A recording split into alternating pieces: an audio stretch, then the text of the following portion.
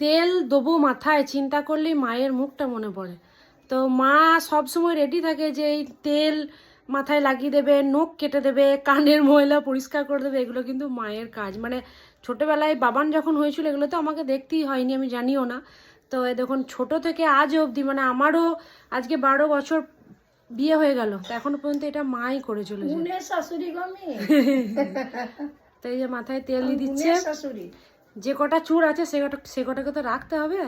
তাই মায়ের প্রয়াস, যেখানে পাচ্ছে সেখান থেকে এডাল ওডাল জবা ফুল, এই পাতা সেই পাতা তুলে নিয়ে এসে এখন চলছে ঘরে মাথায় তেল নেওয়ার কাজ। আমাকে দিয়ে দেয় না, নিজেরা নেবে। না বন্ধুরা, তেল মাখিয়ে দিই, তারপরে কি জানো চুল ছাড়িয়ে দিই। এখন সুস্থ হয়ে গেছে না, এখন ওই জন্য দিই না। এখন দিদি দিয়ে যাচ্ছে এসে এসে। সব তেলটা খাই দেবো নাকি? না বাবা রে,